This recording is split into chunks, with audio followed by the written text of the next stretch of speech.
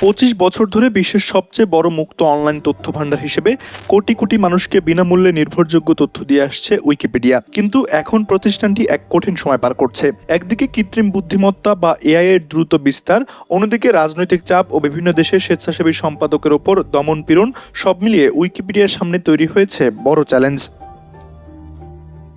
যুক্তরাষ্ট্রের president Donald ট্রাম্পের সমর্থক কিছু রক্ষণশীল গোষ্ঠী এবং ধনকুবের ইলন মাস্ক উইকিপিডিয়ার নিরপেক্ষতা নিয়ে প্রশ্ন তুলেছেন। একই সময়ে এআই প্রতিষ্ঠানগুলো উইকিপিডিয়ার বিপুল তথ্য ভান্ডার ব্যবহার করে নিজেদের চ্যাটবট প্রশিক্ষণ দিচ্ছে। ফলে সার্চ ইঞ্জিনে এআই এর সংক্ষিপ্ত উত্তর দেখেই অনেক ব্যবহারকারী প্রয়োজনীয় তথ্য পেয়ে যাচ্ছেন আর সরাসরি উইকিপিডিয়ায় ঢুকছেন না।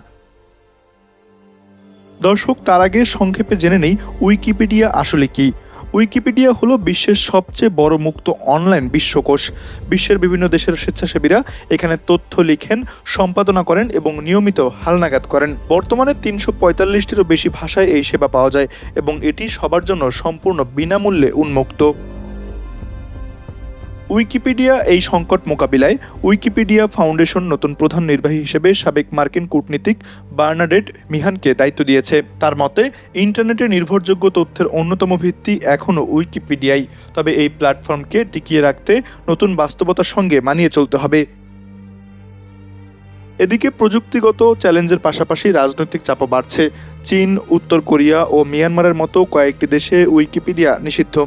বিভিন্ন দেশের সম্পাদকদের গ্রেপ্তার ও কারাদণ্ডের ঘটনাও ঘটেছে। একই সঙ্গে বিভিন্ন সরকার তথ্য মুছে ফেলা বা পরিবর্তনের জন্য নিয়মিত চাপ দিচ্ছে। এসব সংকট সামাল দিতে উইকিপিডিয়া এখন প্রযুক্তি প্রতিষ্ঠানগুলোর কাছ থেকে অর্থের বিনিময়ে ডেটা সেবা দিচ্ছে এবং স্বেচ্ছাসেবীদের নিরাপত্তা জোরদার করছে। তাদের বিশ্বাস, রাজনৈতিক চাপ, এআই এর প্রতিযোগিতা ও সেন্সরশিপের মধ্যেও নির্ভরযোগ্য তথ্য এবং উন্মুক্ত জ্ঞানের প্রয়োজন কখনোই কমবে না। আর সেই বিশ্বাস নিয়েই বিশ্বের সবচেয়ে বড় এই মুক্ত জ্ঞান ভান্ডারকে টিকিয়ে রাখার লড়াই চালিয়ে যাচ্ছে উইকিপিডিয়া।